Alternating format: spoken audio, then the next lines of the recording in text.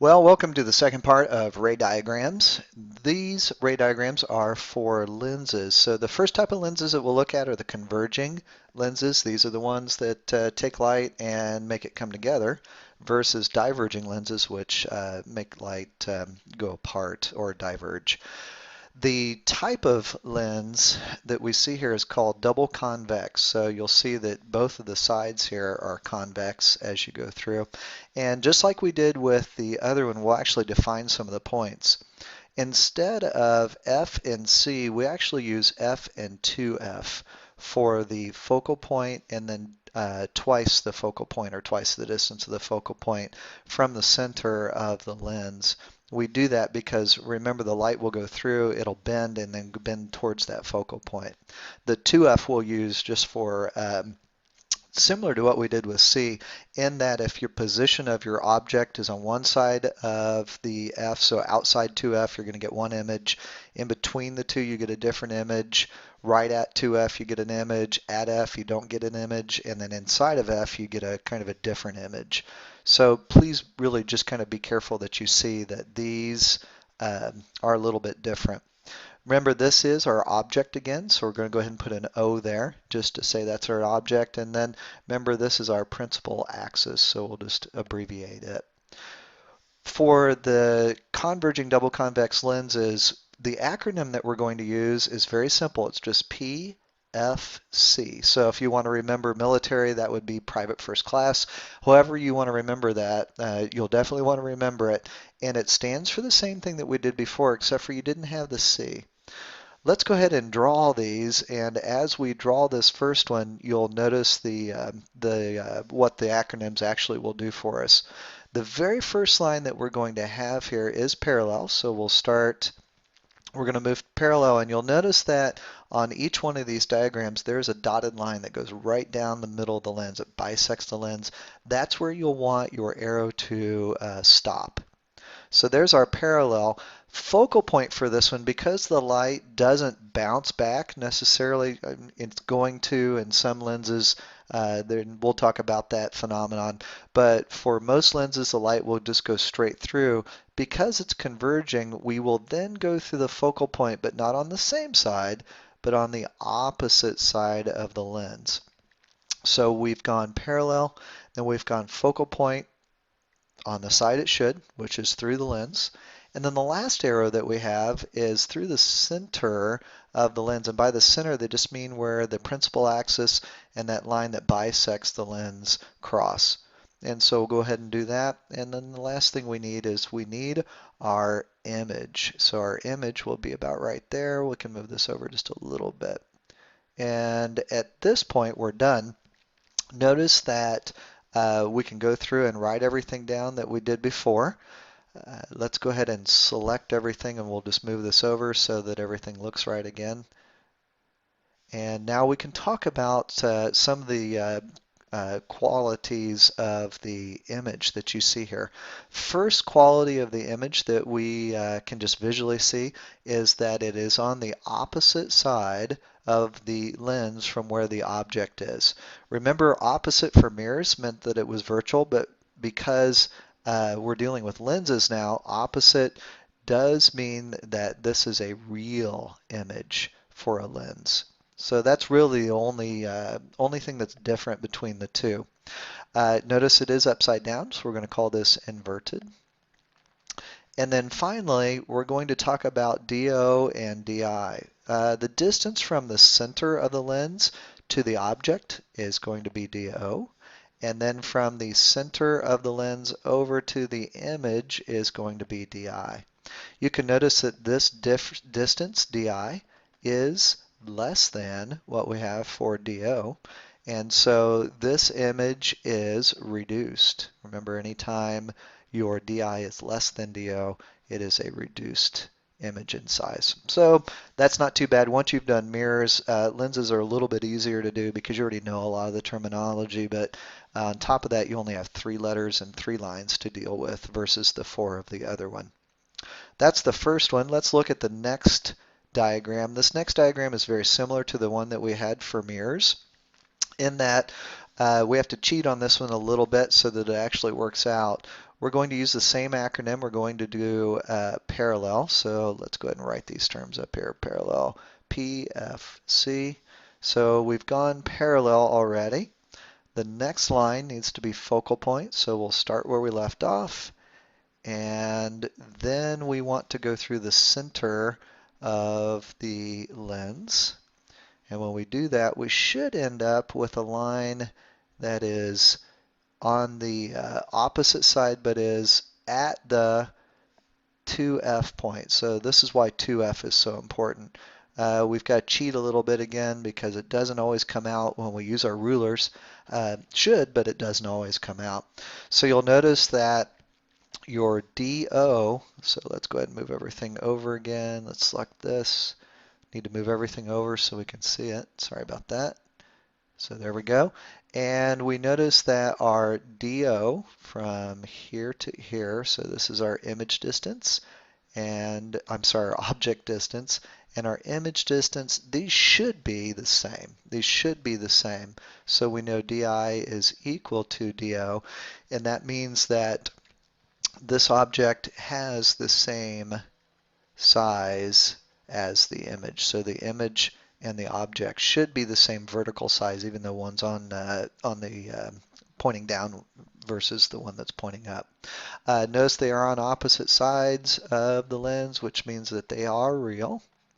And finally, it is an inverted image. Cool, so that is one that is at 2F, and you should get a corresponding image at 2F, just inverted but the same size.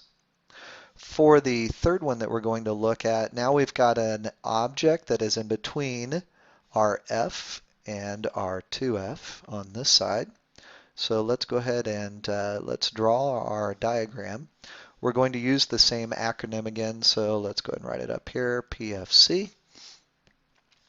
We have a line that goes parallel to the middle of the double convex lens.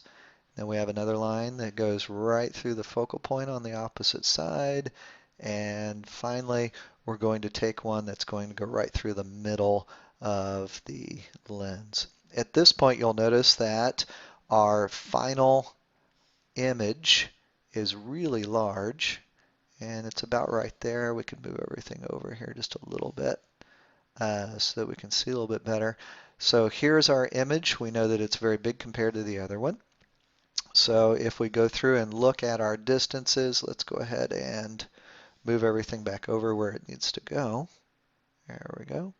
And if we talk about our DI, we see that our DO is much different than our image distance. This is our image distance. So our DI is much bigger than our DO. So this is an enlarged image. We know that it is on the opposite side, so it continues to be a real image. And then finally, it is inverted, and we can just see that from the diagram that it's upside down. For the next diagram, this is very similar to what we saw for mirrors. We are now right at the focal point. And anytime you have an object at the focal point, we can do PFC. So we'll follow through again with our lines. Here's parallel, and then we'll go through the focal point. And then at this point, we're going to go through the center of the lens, and you'll notice that these lines are parallel, and because they're parallel and they will never cross, make a junction, we see that light will never really ever be able to focus here. So technically what we'll call this is no image. So we're going to write no image. That is our technical term. It would just be very fuzzy. Okay, so you wouldn't be able to make out a clear image at all, so it'd be hard to tell really where your focus would be. And that's because the light never really crosses, just gives you this really blurry image. The last one for the converging double convex lenses, the last diagram is a little bit different. Now you'll notice that we're inside of that focal point. And by inside, we're talking about in between the lens and the focal point is where we have our object. This one, we're going to use a different acronym. we're going to use P, F, and then just like we did with the inside of the mirror, inside of the focal length for the mirror, we're going to extend, so we'll put an E, and then we'll put our C in there too. So let's go ahead and draw the diagram. We're going to start first with our P line, so that's parallel to the principal axis. And then what we'll do is we're going to go through the focal point on the opposite side like we always do. But because of the light and the way that it goes through the lens, we actually will need to also draw a line that extends back.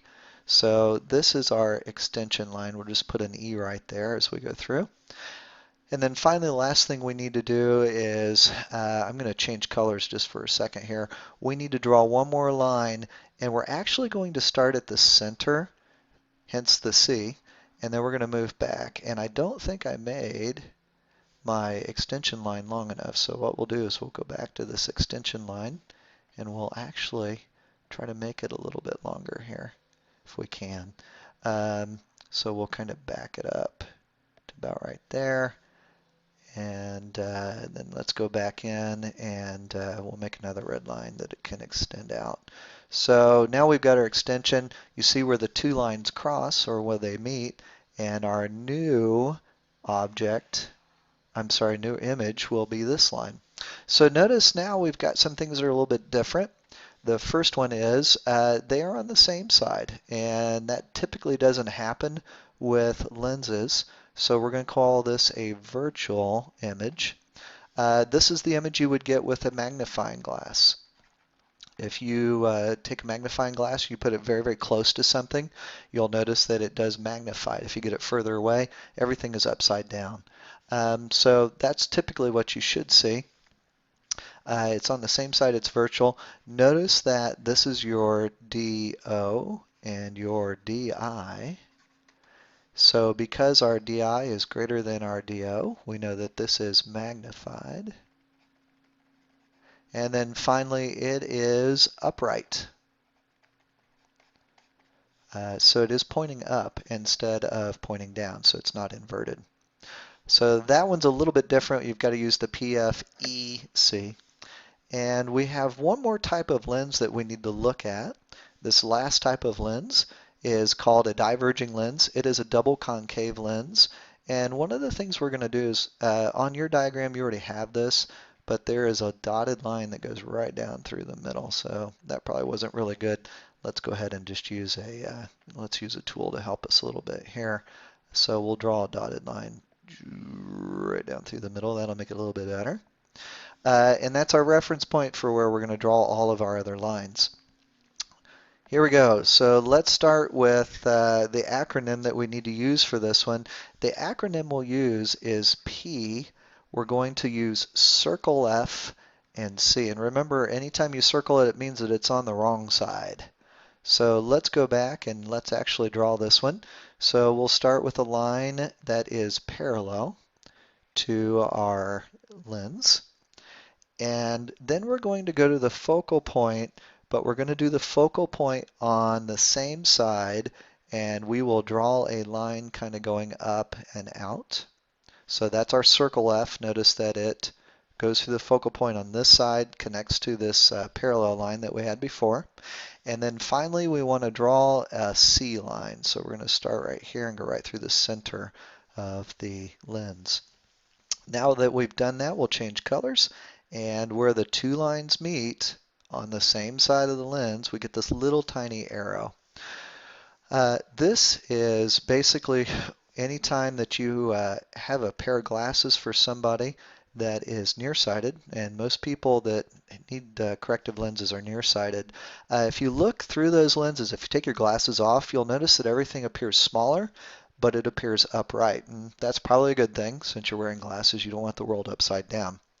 Let's look at our measurement. Our measurement from here to here, this will be our DI, and here is our DO. And notice that your DI is less than your DO, so your image is smaller or reduced. We also see that it is upright, which is good for those of us that are nearsighted. And then finally, because it is on the same side and this is a lens, it is a virtual image. Other than that, that should be it for the diagrams. So we've been through both mirrors and we've been through lenses and we've been through both converging and diverging for each one. We've talked about whether they're virtual or if they are real. We've talked about whether they're upright or upside down and whether they're smaller or larger. And we have a way of figuring that out without really relying too much on the diagrams. And that's it.